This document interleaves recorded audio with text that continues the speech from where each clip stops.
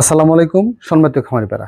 যারা দেশি মুরগির বাচ্চা, সোনালী মুরগির বাচ্চা, ফার্মি মুরগির বাচ্চা এবং বিভিন্ন বাচ্চা কিনে প্রতারিত হয়েছেন, আমি আজকে জানিয়ে দেওয়ার চেষ্টা করব এই যে বাচ্চাগুলো আছে এই বাচ্চাগুলোর তফাৎ বা বৈশিষ্ট্যটা কি আমি আজকে ক্লিয়ার করব বোঝাই দেওয়ার জন্য। বাচ্চাগুলা যখন কিনতে যান ডুপ্লিকেট কেন হয়, এক নম্বর কেন হয়, বিভিন্ন বিষয়গুলো এটা ক্লিয়ার করব। আশা করি আমাদের ভিডিও জুড়ে থাকবেন এবং কি যারা আমার চ্যানেল নতুন তারা অবশ্যই চ্যানেল সাবস্ক্রাইব করবেন, একটা লাইক দিবেন। এখন সোনালী নর্মাল বাচ্চা কাকে বলে? সোনালী নর্মাল বাচ্চা বলতে হ্যাচারিতে যে বাচ্চাগুলা বের হয়, বাচ্চাগুলা বের হওয়ার পরে যে আপনার একদম মানে বাছাই ঠাছাই করার পরে যে বাচ্চারা থাকে সেটাকে নর্মাল বাচ্চা বলে। এবং সেই সাথে আরেকটা বাচ্চা হলো ওই নর্মাল থেকে যেটা একটু বাছাই করে ভালোগুলা করে সেটা ক্লাসিক বলে। এটা তফাৎ। এবং হাইব্রিড, যেমন ক্রস হাইব্রিড বলে বা হাইব্রিড বলে, সেটা কিরকম? এবং এই যে বাচ্চা হ্যাচারিতে বেরোলো ওর চেয়ে সর্বোচ্চ ভালো মানের যে বাচ্চাটা গ্রোথ ভালো, বডি শরীর ভালো, সেটা কিন্তু হাইব্রিড বলে। ক্রস হাইব্রিড কেউ বলে, কেউ ক্রস হাইব্রিড, কেউ বলে হাইব্রিড। এখন এই যে হাইব্রিডগুলা এগুলা সোনালী বাচ্চার ভিতরে একটু মান ভালো কিন্তু দামে বেশি। এটা হলো ডিফারেন্সটা, তফাৎটা। এখন যেমন সুপার হাইব্রিড, টাইগার এবং কালার বাট, এগুলো একটু বৈশিষ্ট্য বলি। এগুলোর বৈশিষ্ট্য হলো এগুলো আসলে জাতেই ভিন্ন। এটা ব্রয়লারের যে পরের যে জাতটা আছে সেটাই হলো টাইগার। টাইগার জাতটা ব্রয়লার মুরগির পরে যদি কোনো মুরগি দ্রুত ওজন আসে সেটাই হলো টাইগার মুরগি। কিরকম? একটা ব্রয়লার মুরগি 30 দিনে আসে প্রায় 2 কেজি, আর একটা টাইগার মুরগি 40 দিনে কেজি। তার মানে ওজনের দিক দিয়ে ব্রয়লারের নিচে যদি কোনো মুরগি থাকে সেটা হলো যেটা আমরা টাইগার বলি সেটা। এবং কালার বাটটা সেম কোয়ালিটি, টাইগারের মতোই কিন্তু তফাৎ। ডিফারেন্সটা কোন জায়গায়? ডিফারেন্স হলো টাইগার মুরগিটা হবে মাল্টি কালার বা বিভিন্ন কালার মিক্স করা, বা সাদা কালো, হ্যাঁ, লাল, বিভিন্ন কিছু হবে। কিন্তু কালার বাট যে মুরগিটা, এই কালার বাট মুরগিটা সেটা হবে সবই লাল, সবগুলা লাল আর কিছু কালো হবে, দেখবেন এক সাইজ। সেটা সোনালী দামে মার্কেটে খাওয়ানো সম্ভব, যেটা টাইগার মুরগিটা সোনালী দামে খাওয়ানো সম্ভব না। এখন আরেকটা বিষয় হলো এখানে সুপার হাইব্রিড মালটা কিরকম?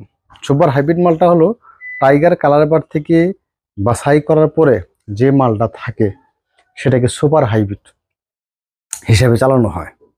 এইটা ম্যাক্সিমাম আমি দেখতেছি এই প্রবলেমগুলো হয়ে আসতেছে বা এরকম কিছু খামারিরা পাচ্ছে, সেই জন্য আমার আজকের এই ভিডিওটা করা। এটা হলো ডিফারেন্সটা। এখন সুপার হাইব্রিড আসলে এটার কোনো জাত নাই, টাইগারের কোনো জাত নাই, এটা আমি জানি। আসলে মুরগির জগতে বিভিন্ন কিছু মিক্সার করে কাস্টমারদের যে যেভাবে খাওয়াইতে পারতেছে কাস্টমার ওইভাবেই খাচ্ছে বা নিচ্ছে, এটাই স্বাভাবিক। এখন এই ডিফারেন্সগুলো হয়তো কেউ বলে না, আমি হয়তো বললাম ডিফারেন্সটা এরকম। এবং মিশরীয় ফার্মি এবং কি সাদা ফার্মি বা গোল্ডেন ফার্মি যেগুলা, এটা ডিফারেন্স একটু বোঝাবো। এখন মিশরীয় ফার্মি হলো টোটালি সাদা কালো মিক্সার করা, যেটা অরিজিনাল, হ্যাঁ, সেটা হলো মিশরীয় ফার্মি। সাদা ফার্মি বলতে এক কালার ফার্মি আছে, গোল্ডেন কালার ফার্মি আছে, লাল কালো হয়, এগুলা ফার্মি আছে। আর এই ফার্মিগুলা আসলে ডিমের জন্য খুবই বিখ্যাত। মিশরীয় ফার্মিটা সাদা ফার্মি আছে, একটা একদম সাদা লেগ হর্ন যেটা বলে, এরকম কিছু সাদা ফার্মি আছে। যেমন আমরা কক বলি, অনেকেই এরকম সাইজের আছে। মাংসের জন্য অনেকেই করে।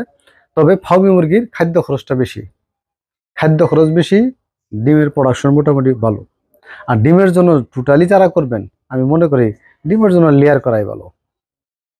ডিমের জন্য লেয়ার করা ভালো, কিন্তু লেয়ার মুরগিটা সাইডে কেউ পালি না, সবাই খাসাই পালি। আর আমরা কি করি, ফার্মি মুরগিটা সাইডে পালতে পারি। ডিফারেন্সটা একটু তফাৎ আছে। যাই হোক, যে পরিমাণ ফার্মি খাইতেছে আর যে পরিমাণ ডিম দিচ্ছে পর্তা বলার কথা না। হয়তো পর্তা 2-1 জনের পরে, 10 জনের বিক্রি মনে করেন যে হয়তো 2-3 জনের একটু লাভ হয়, হয়তো বাচ্চা বিক্রি করে বা বিভিন্ন কিছু করে, কিন্তু ম্যাক্সিমাম লোকের কিন্তু লস হয় যে পরিমাণ খায় আর কি। তারপরেও ডিমের জন্য আমি মনে করবো বেস্ট ভালো আগায় আছে ফার্মি মুরগি। যাই হোক, যারা টোটালি সারা বাংলাদেশ বাচ্চা বিভিন্ন জায়গা থেকে নেন, আমার এই ভিডিওটা ফলো করবেন, ইনশাল্লাহ বুঝতে পারবেন যে ডিফারেন্সটা কোথায়, বাচ্চা কি বাচ্চা নিতেছি, কই থেকে নিতেছি। হ্যাঁ, তবে আমাদের কাছ থেকে চাইলে আপনারা যে কোনো বয়সের যে কোনো ধরনের বাচ্চারা দিতে পারেন। এখন আরেকটা কথা বলি নাই, সেটা হলো দেশি মুরগির বাচ্চা। দেশি মুরগি বাচ্চাগুলো আমাদের কাছ থেকে নিলে একদম গ্রামগঞ্জের মহিলারা যে মুরগি পালে তার থেকে যে ডিমগুলা হয়, ওই ডিমগুলা কালেক্ট করার পরে ছাঁটাই বাছাই করার পরে যে মেশিন থেকে যে বাচ্চাগুলো আসে সেটাই হলো দেশি মুরগি। এখানে হয়তো 1-2% ক্রসিং থাকতে পারে, তার মানে এই নিয়ে 2-10% হবে। এটাই হলো পিওর দেশি। পিওর দেশি বলতে আমরা এইটাই বুঝি যে গ্রামের মহিলারা যে মুরগি পালে সেটা দেশি। আসলে মূলত দেশি দেশি কোনো মুরগি আমি পাচ্ছি না। অরিজিনাল দেশি মুরগিটা কোথায়, কই চলে গেল? হ্যাঁ, হয় না। বাংলাদেশে বিভিন্ন জাতের মুরগি আইসে এই বাড়িতে যে মুরগিগুলো আছে এগুলো ব্রিডিং করার পরে এগুলো সব ক্রসিং হয়ে গেছে। ক্রসিং হওয়ার পরে যে জাতটা এখন বর্তমান আছে সেটাই দেশি।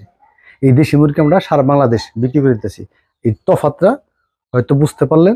আমার কথা যদি ভালো লাগে তাহলে অবশ্যই একটা লাইক দিবেন বা সাবস্ক্রাইব করবেন, শেয়ার করবেন। আজকে এ পর্যন্তই, দেখা হচ্ছে